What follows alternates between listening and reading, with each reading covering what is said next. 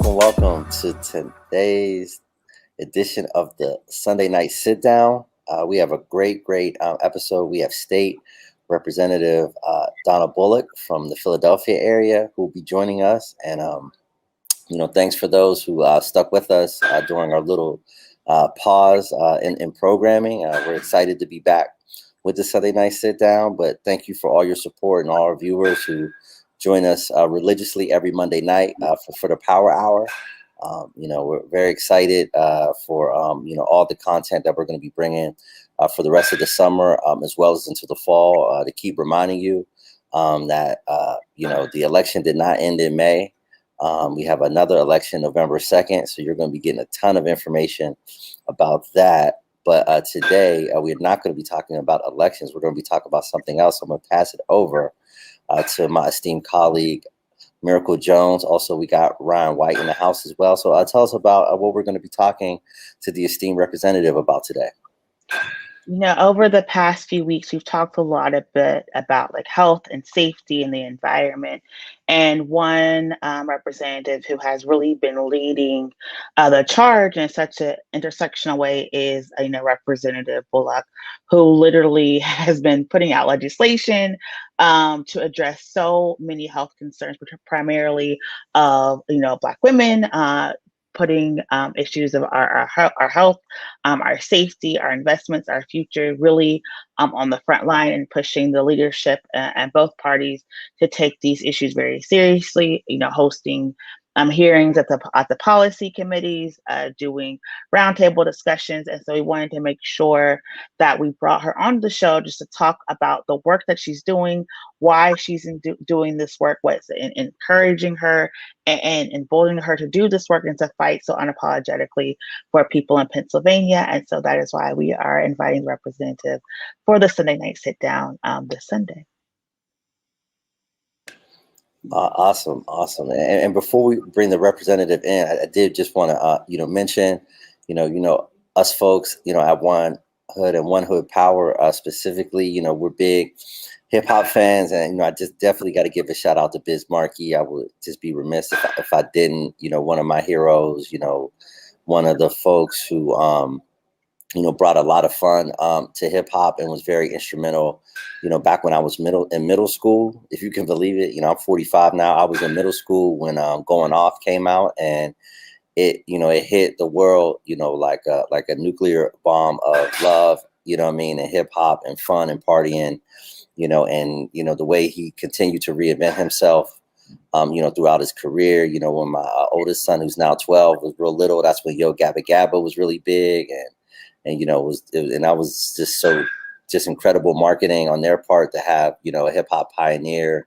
They knew all the, folks at that time in their 30s, knew exactly who Biz was. And I would want to watch Yo Gabba Gabba just for the Biz Markie segment, because he was, he was so big, but he was just so, influential. And even, consciously, he did the hook on a racism, the Big Daddy Kane G-Rap, song.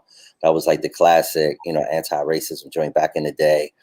So, he was able to, go all the way from the funny songs and, Just a Friend, which everybody knows, but he has so many more classics in that, particularly the joints on Going Off. Like everything on Going Off is crazy. Albee Square Mall, Picking Boogers. Only cat could make a hit song about picking boogers, you know what I'm saying? But I did, before we get, into the serious business, I did want to give a shout out to Biz Markie, Marcel Hall, rest in beats, you know what I'm saying? He'll be remembered forever. And, unfortunately, when these things happen, we kind of have these retrospectives and go into it. And it's, unfortunate that, he's not going to be here to see, all the flowers that he's getting right now. I've seen murals from the Netherlands to France to England gone up in the last 48 hours, as well as, Big Daddy Kane and all the legends talking about how influential he was, to their career, and there really would never be a Big Daddy Kane if not for Biz Markie, who really took him under his wing. And against the wishes of many of the other folks that was involved with the Juice Crew, he brought him along, even when folks was like, don't bring him along, you know what I mean? Like, he forced Big Daddy Kane into the industry, because he believed in him, and Big Daddy Kane put up a video yesterday, very heartfelt, about he would never have gotten out of Brooklyn without, Biz Markie believing in him. So shouts out to Biz Markie, and his family, Diamond Shell, aka Shelly D, his little brother, you know what I'm saying? So I just wanted, to put that out there real quick, you know what I mean? For the great diabolical human orchestra, Biz Markie. Yes, who also believed in voting and supporting Black women officials. So that is, I think, a very apropos reflection. And so I think now we can bring on the representative. Good afternoon. Hello, hello. Thank you so much for joining us. America, do you want to start? And so first things, like I said at the top of the show, you're doing so much. How did you first get involved in politics? Great. Well, before I get into that, I have to echo all of my sentiment for Biz Markie. There are two songs that Mom and Dad, me and my husband, sing in the car that my kids just like go like this. We're like, oh no, that is Just a Friend by Biz Markie and the Humpty Dance. Of course, we just go off when those two songs come on and embarrass our kids. So two great rappers and entertainers that we lost this year, and glad that I'm able to share their music with my children. With Yo Gabba Gabba was on our TV as well 10 years ago. So how did I first get involved in politics? I've always wanted to be a part of my community. I grew up in a family that had very little resources. We visited a soup kitchen to get by, and my grandmother was like, look, you're not here just to eat. You have to give. You have to be a part of this operation, whether it's sweeping floors or helping an elder get their plate. You have to contribute in some way to this organization that was helping my family. And so I did. And I was 7, 8, 9, 10 years old, giving back to the same organization that was helping me that particular day. And it just instilled in me that no matter how small I was or how young I was or how little I had, that I can give back. And it had always been my mantra, like always been what I was about. And when I went off to law school or settled here in Philadelphia, I knew I wanted to continue to give in to my community, used my law degree in my community, and eventually started to work as a volunteer with my city councilman to do things that I thought was important in my community, whether it's representing local civic organizations before the zoning board, representing childcare organizations that had issues with local ordinances here in Philadelphia. And eventually I decided to work for our city council president here in Philadelphia. And I worked in his office for almost 5 years. And at that point, a position or an office became open as my predecessor resigned. And I thought, maybe this was the right time for me. And Miracle, it was not the first time somebody asked me to run, and I'll say this because we mentioned, specifically when you introduced me about supporting Black women in elected office, oftentimes when women, and particularly women of color, are asked to run for office, we come up with so many excuses for why we can't or shouldn't do it. Maybe it's not the right time. I'm not the right person. Will people vote for me? Will people give me money? We have a million questions before we say yes.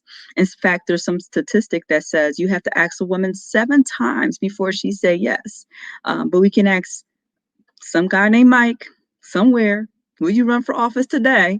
And he'd be like, yeah, he won't even ask one single question. They're often ready to run at the jump. And I think that's telling. I often talk about being a woman in the Pennsylvania House, being one of a few Black women. In fact, there are only 9 Black women in the state General Assembly right now in the House or Senate.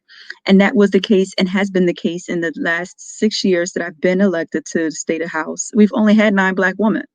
At any particular point, there has been as many as 13 white guys named Mike, though. Yeah, 13 white guys named Mike.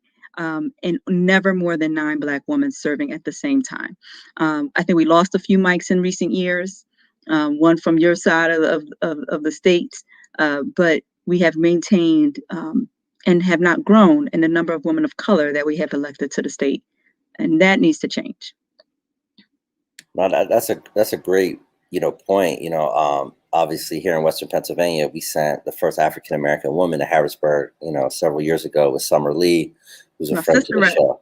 Yes, a great friend to the show. And has really established herself, as a really rising star, not only in Western Pennsylvania, but across the state. And just to share a personal note, my wife, Chelsea Wagner, was also a former state rep, is now the county controller. When her and Lisa Bennington got elected in 2006, they were the first women that were Democrats that got elected. There was a woman who got appointed, Barbara Burns, who was also a city councilwoman in Pittsburgh, but she had got appointed, but they were the first in 2006, the first women ever that were registered Democrats that got elected to the state house from Pittsburgh.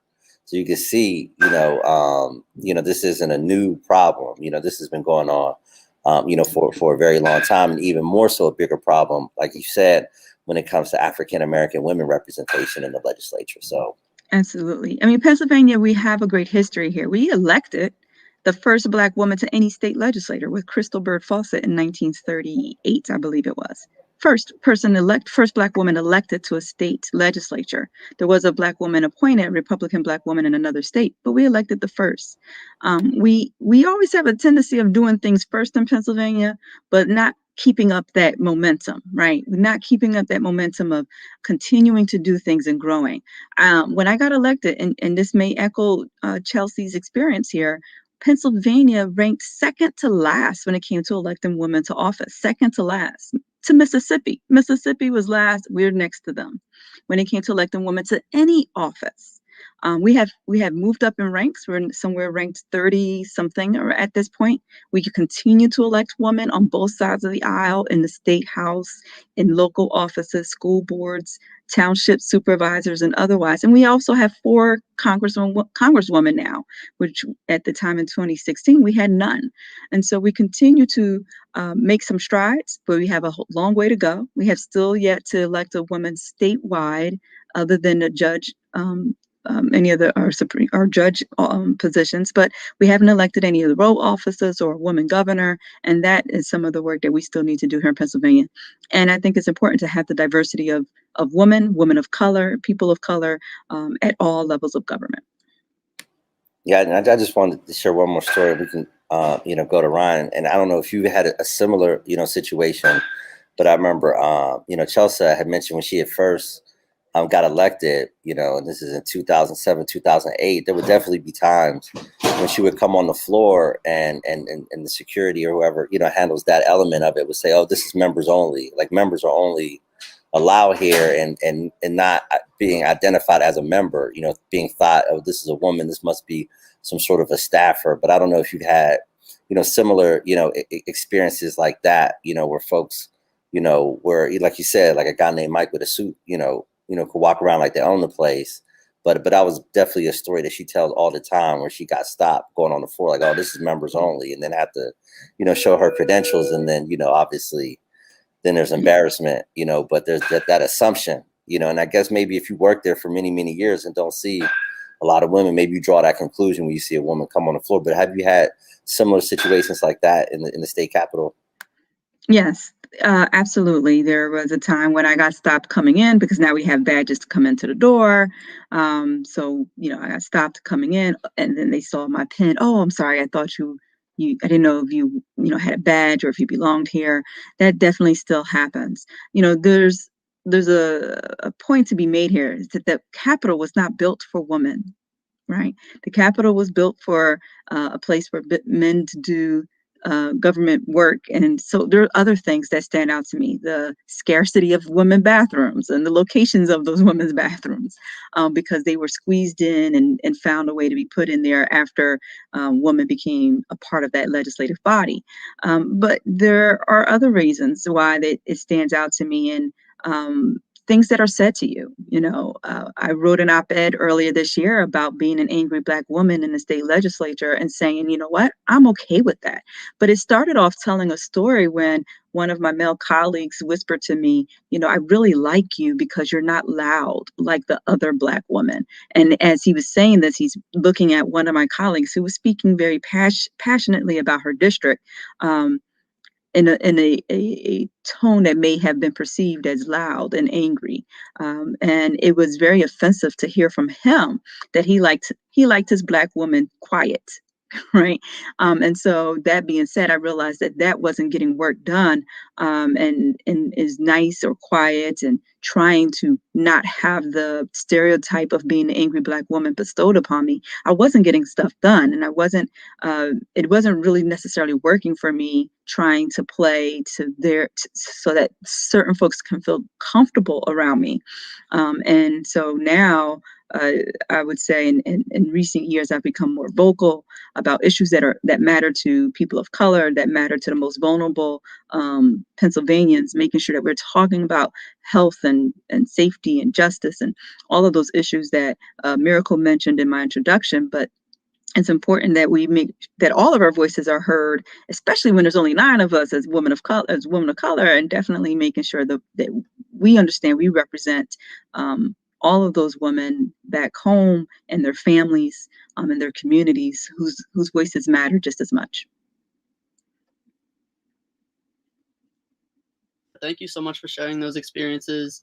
I just wanted to shift real quick to talking about something that was in the budget, which was, the state budget was finalized recently, for better or for worse. But, one of the really important things that was included in there that, you were instrumental in getting included in there was $30 million in funding to go towards community violence prevention. And so, I'd just like to hear you talk a little bit about that for a minute, what specifically that funding is going to go towards, and, why you felt that was really important to get behind. Thank you for that question. This is an issue that's so important to me. I'm a mother. I have 2 sons at home, 10 and 13. We look at right now in Philadelphia, we have exceeded 300 homicides, and we haven't finished the year. We've talked about numerous times in my house, and I've talked about it on the floor, how we walk around our communities and we see candles and balloons, and what that means to many communities, that these balloon and candle vigils, teddy bear vigils, represent life that was lost, and often a young person's life, often someone who may look very much like my boys at home. I often reflect on a quote by Ella Baker, and I'll paraphrase a bit here, when she says, until the killings of Black sons of Black mothers are as important as the killings of sons of white mothers, until it is that important, we will not rest. And for me, as long as I continue to see young people, particularly young people of color, become victims of gun violence, I will not rest. And what I know is necessary to address some of the spikes that we've seen in gun violence is to make sure that the programs that are there that can provide support and gun violence prevention, mental health support, intervention services, that those programs need to be supported and need to be adequately funded. We saw during the pandemic, when those programs were closed down, when they were shut down for reasons, health concerns and stay-at-home orders and other reasons, I believe that contributed to the spike in gun violence that we see across Philadelphia, across our state, across our country, because those resources were not available to people. Last session, I introduced this bill to start the conversation around funding gun community violence intervention and prevention programs. That bill was used as the framework for the funds that were allocated in our state budget to support the community violence program. It will be supported. It will be administered, by the Pennsylvania Commission on Crime and Delinquency. They will determine the guidelines and structure for grant applicants, but the intention is for those funds to go to the front line, to the community organizations that are there working directly with the folks who are impacted by gun violence, who are likely shooters, who are likely victims, and to do the work that is necessary to, hopefully keep another young person from being on either side of that gun, whether they're the shooter or a victim. And I believe it's important to support this program. For so long, our budgets have not adequately funded those programs, whether it's after school programs or recreation centers or just school. Let's start with the biggest gun violence prevention program we can support is education. If we adequately fund our schools and fairly fund our schools, we would have a much different conversation, I believe, when it comes to addressing gun violence, because we know that poverty and jobs and all of those other determinants are the things that we can address that will hope that I believe can stem the tide of gun violence in our community. So this is the largest amount of money we've been able to identify for this specific group of community programs that are invested in addressing gun violence in our communities. And I think it will make a significant difference addressing an epidemic that has been going on for far too long. Yeah, thank you so much for your leadership in this endeavor. And as the chair of the Pennsylvania Legislative Black Caucus, you have been able to push a lot of issues to the forefront. One specifically being Black maternal health. Like every time we talk to somebody on this issue, like your name really comes up about how much they've learned about this this issue. They're on the table, having doulas become, certified to work and go into hospitals, a thing that we saw was such a huge barrier when COVID first hit. What are some of the changes that you're seeing now on the ground that more people are aware of the issues impacting, birthing people? And what are some of the things that you're still looking for the legislature to do at this upcoming session? Right. Thank you for that. I have to credit my colleague, Representative Morgan Cephas, for really taking the lead on maternal health when it comes to Black women and all women in Pennsylvania. Our statistics were looking like third world statistics when it came to maternal health. And that's concerning. That should not be the case. But as we talk about those issues, the pandemic has allowed us to see how health disparities really go beyond just the maternal health. The pandemic, and we've heard that, right? It's a number of studies last year about how the pandemic exacerbated or highlighted racial disparities when it comes to health, and it comes to jobs, and it comes to housing, and all the other social determinants of one's health.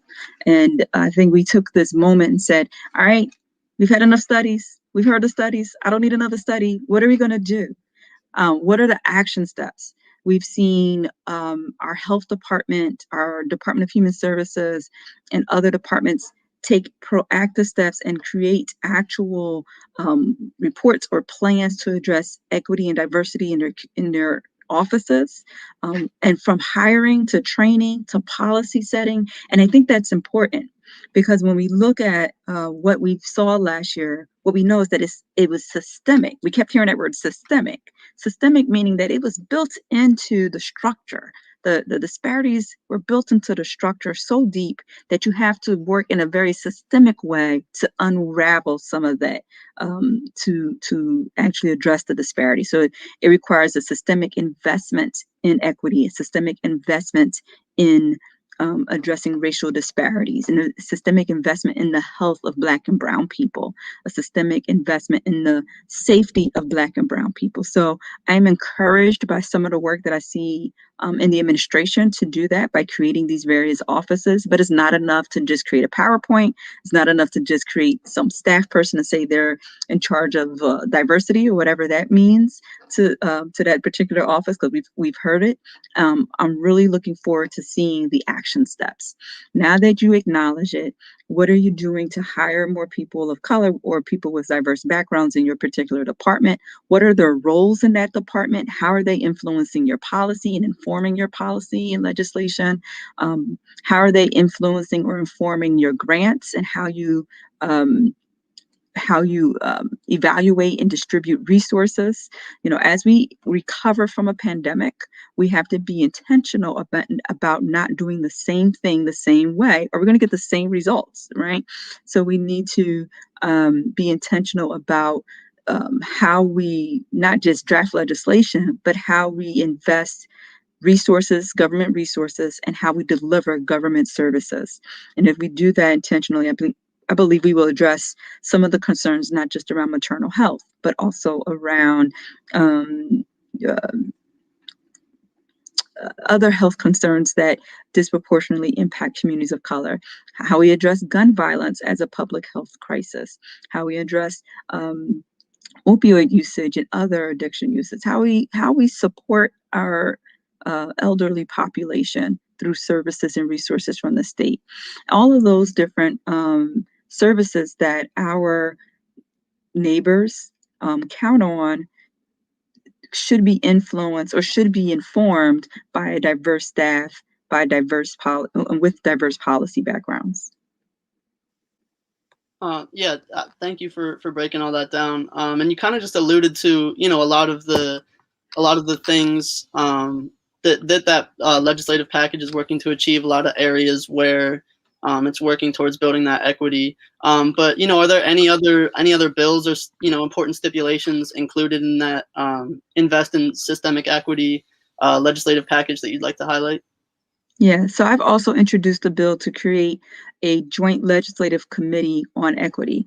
And the purpose of that was to make sure that our legislation is also informed.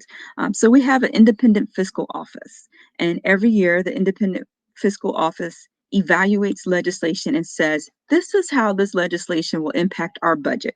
It's information that legislators then use to say, well, if I introduce this legislation or we pass this legislation, it will have a negative or positive impact on our budget in this way. What we don't have is a similar office to tell us, well, if you introduce this legislation, it will impact this particular group a different way than that particular group.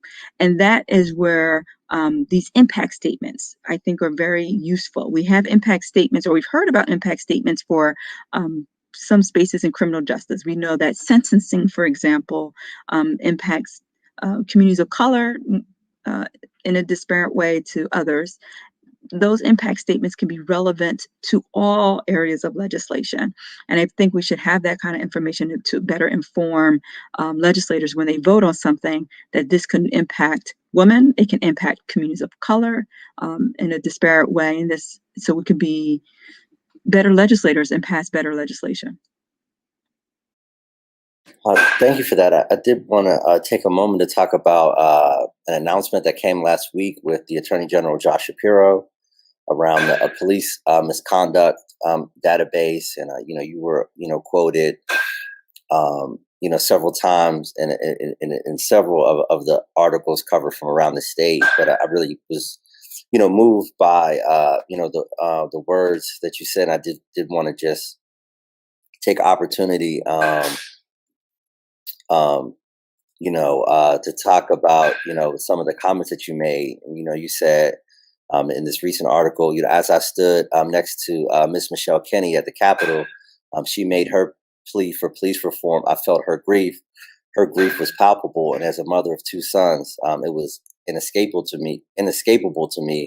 And I understood the assignment. She charged us to go back to the House floor and to the Senate floor, go back into our communities and do all that we can to hold police accountable. Can you talk a little bit, about those comments and that experience, and then talk about, what the actual database means, what it is, and, what it means for those who are seeking, accountability for law enforcement that steps outside of the law? Yes. So last week we launched, I believe, even during the birthday week of what would have been Antwon Rose's 21st birthday had he not been murdered a few years ago in 2018. For many across across the country, in recent years, anyways, police reform started with the death of George Floyd. For Pennsylvania, it was probably before that. For at least in recent conversations, it was the death of Antwon Rose that really sparked a lot of the current legislators to do some work here in the Commonwealth. When Antwon Rose was tragically shot by a police officer who had just been sworn in to that particular department, he was shot in the back and killed.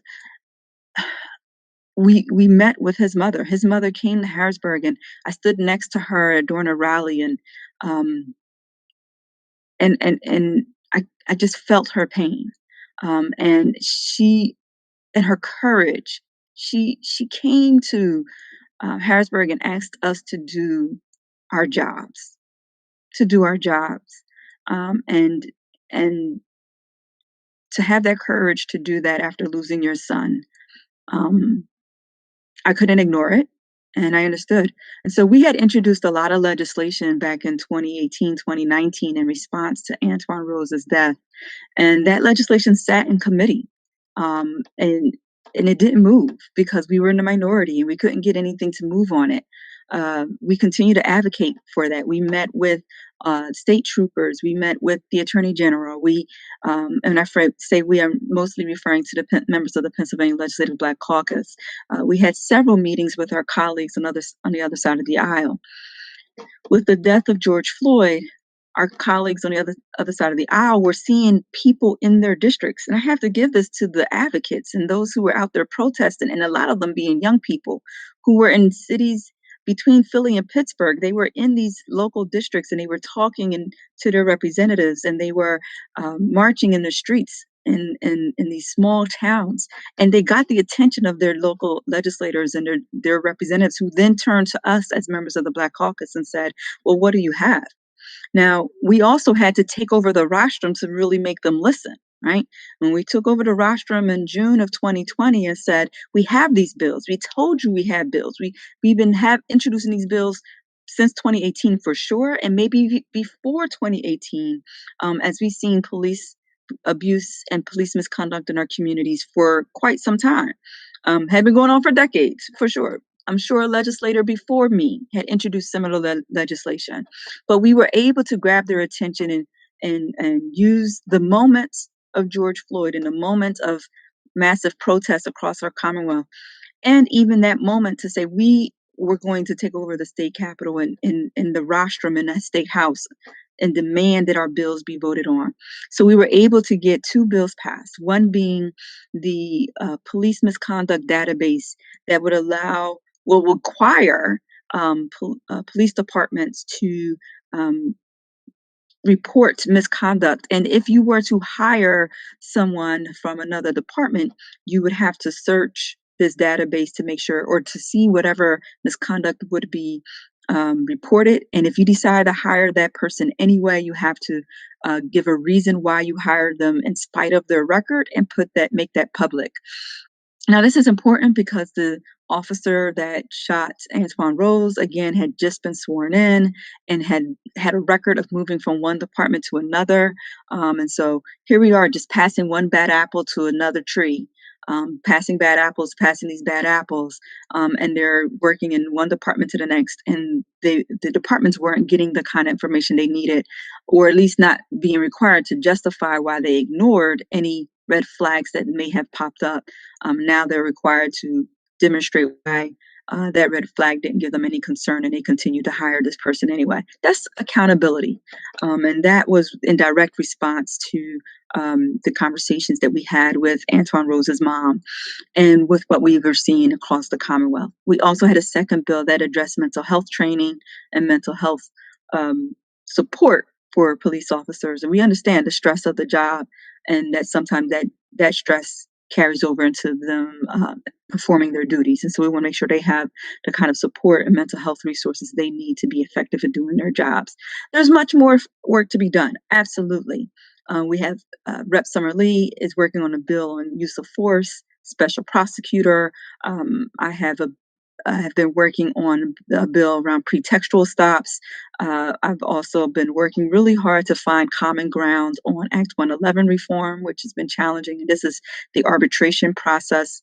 Many are familiar with this because it's the process in which many officers are disciplined and then required to be returned to the force after going through arbitration. And also a certification and decertification process that Representative Jake Wheatley's been working on. So there are some other reforms we like to move. Some are, I believe, more achievable than others. Some are going to take a little bit more groundwork, and work across the aisle, work across labor, and other interests and stakeholders. But we'll continue to do that work because it's in the best interest of the Commonwealth.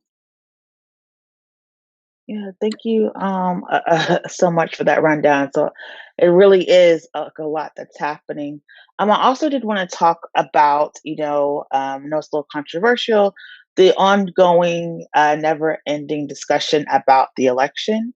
And as we have another election coming up, where do you see this conversation actually going? Right now, a lot of the counties are not submitting data to participate in another review because everyone has come to the understanding that there has been multiple audits, multiple reviews, and there hasn't been fraud found. As we have this upcoming November election that's so important, where do you see the legislature taking this conversation over Act 77? Yeah, so the conversations that are happening, I see as just distractions, right? But more than a distraction, they are efforts to suppress votes. Voter suppression doesn't always look like someone keeping you from the ballot. It's also about changing the conversation and making people believe that they can't trust the process, right? And so if you put out this message that your vote's not going to be counted, that fraudulent votes are going to be counted, that the system is rigged, this is just an effort to suppress voters. That's how I see it. And so we have to do everything we can to encourage voters to continue voting, to use the tools that have been made available, and to do what we can on whichever side of the aisle you're on to expand access for voters. We should never be talking about making it more difficult for folks to vote, and we should never, ever, ever put out a message that somebody's vote was fraudulent. This also historically goes back to some other times for me. Whenever I see Black voters, or in history Black voters, coming to the table, they're always challenged to being fraudulent. And this goes back to when we first passed the 15th Amendment, all of that, and Black men first started voting. It was like, oh, wait a minute, there's something's not going right here.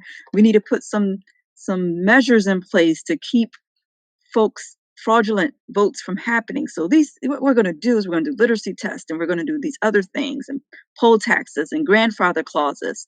And you see these efforts happening over and over again every time you see Black voters coming out to vote, and people or other people coming out to vote. And so this year, or this past year, where we all sat at home and watched our TVs as different cities from across this country count votes. Cities like Philadelphia, cities like Atlanta, cities like Detroit, cities, Black and brown cities. We were sitting at home watching Black and brown votes get counted in real time, and see those votes matter. See those votes make a difference. See those votes change an election. Now we see the backlash. Then we can't do mail-in ballots anymore. Mail-in ballots used to be a tool of the Republican Party because most of those rural communities relied on mail-in ballots. It was easier for them to vote.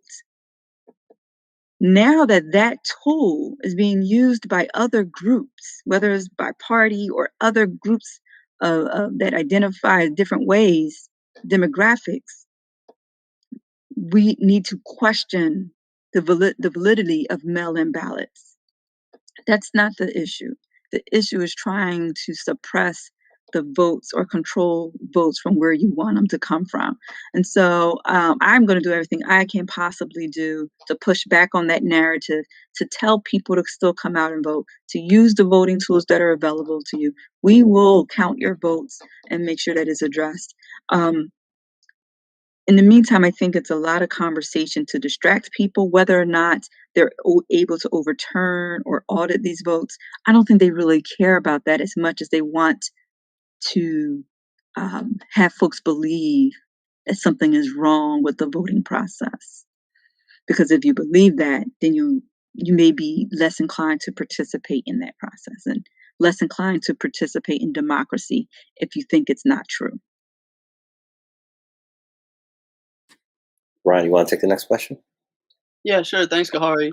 Yeah, I did also want to give you the opportunity real quick to talk about, two other pieces of legislation that you're a sponsor on that I think are really important as well. The first of those being House Bill 1087, which deals with, how courts handle fines and fees, and then also House Bill 1283, which would be, to facilitate incarcerated parents maintaining contact with their children. So if there's anything you wanted to say about those bills, Sure. as far as their specific objectives, your reason for really getting behind them. So I'll be really quick here. Court fines and fees. We should never have a debtor's prison, right? We need to no one should be going to prison because they couldn't pay a fine or a fee. They shouldn't go spend 30 days in jail. They shouldn't spend 5 days in jail for not being able to pay fines and fees. And this is what is happening. And so folks are losing work, they're losing employment, they're losing housing, whatever it may be, because of court fines and fees. We should find a better way to assess fines and fees where necessary, or allow folks to be in a payment plan, and that bill will require the court or the judge to have a better assessment of whether someone has the ability to pay, and to be more just in that decision in imposing those fines and fees. Second, when it comes to the sorry, can you hear me? Okay. So when it comes to the families of incarcerated persons, I'm a child whose father spent 6 years in a state prison, and I understand that he did his best as a father and could, because he was able to communicate with me, because my mother made sure all channels of communication were available to him and to me. And he had a very influential and significant impact on my childhood and who I am as an adult.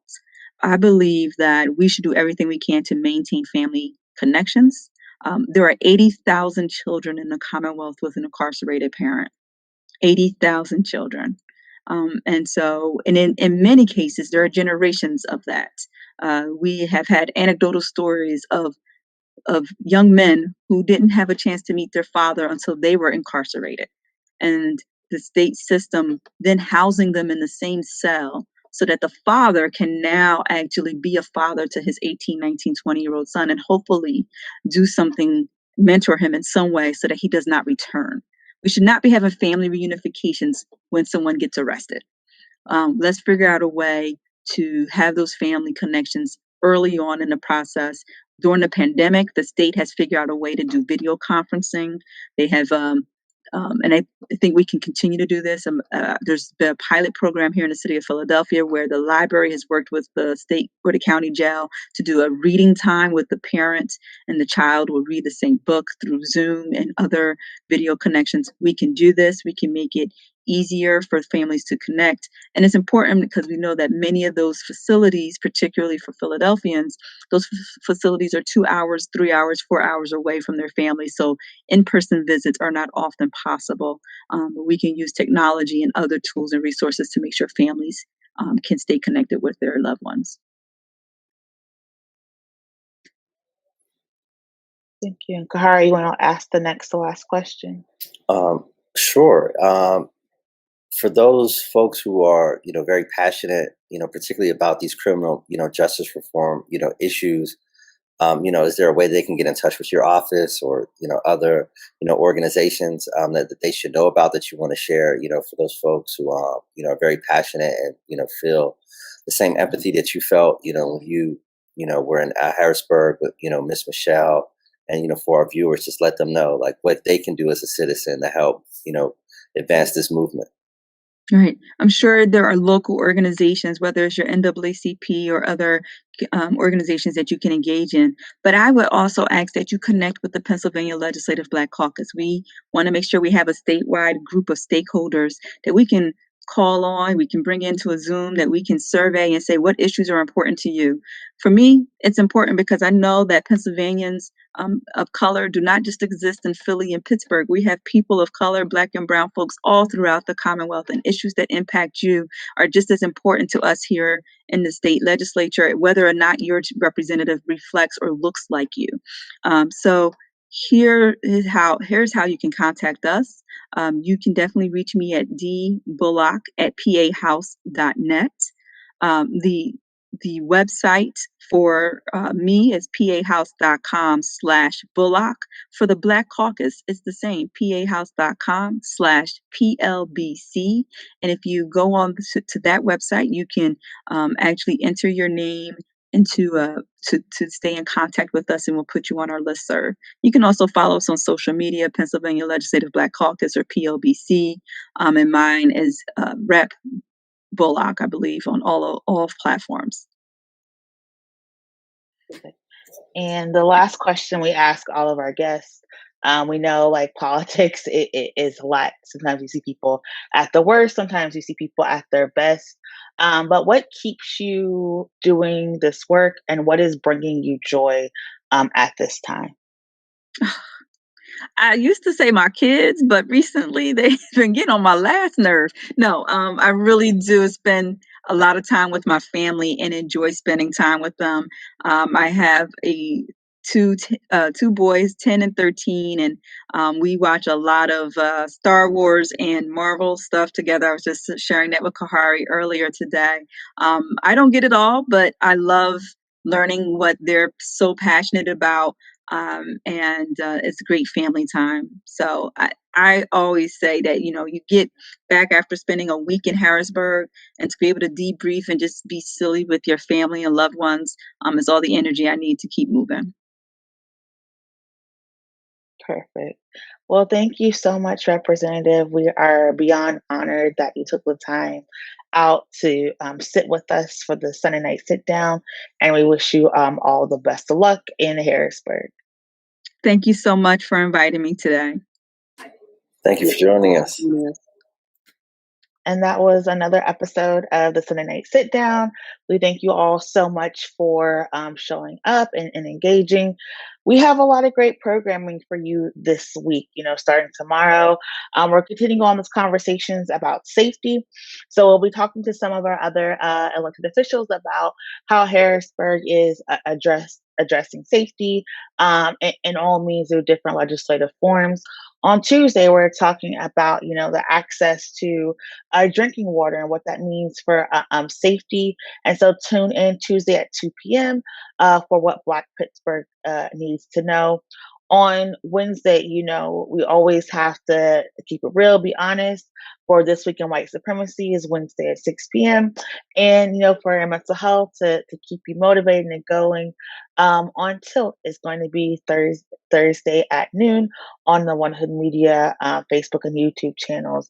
We're bringing you a lot of programming. We want to thank you for tuning in. Please make sure you are able to support. Go online to our website, One Hood Power.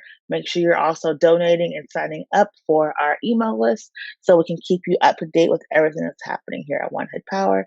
And with that, I'll turn it back over to Kahari. Oh, and also make sure you are registered to vote because election is coming up mighty quickly. Absolutely. Thank you for that, Miracle. And again, thank you so much, State Representative Donna Bullock, also the chair of the Pennsylvania Legislative Black Caucus, for that very enlightening conversation. As Miracle says, we'll continue to stay tuned. Every Monday at 7 p.m.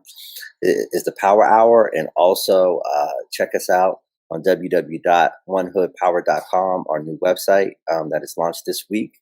We're very excited about that. You can donate. You can find out more about our programming and activities. And over the course of the next few months, there'll be tons of content, past episodes of the Power Hour, and the past episodes of the Sunday Night Sit Down, dope photographs from the work that we've been doing over the last year. And I'm very, very excited to share that. So onehoodpower.com is the new website. Check us out there. And thank you so much for the support over the last year. It's been a year that we've been in existence, and we would not still be here without your support. So thank you so much. And I'll give it back to my esteemed colleague, Miracle Jones, to take us out. All right. With that, thank you so much for tuning in. We hope you have a great start to your week. We'll see you back here next Sunday at 7 p.m. for our next installment of the Sunday Night Sit Down. That's all. Y'all have a great evening. Take care.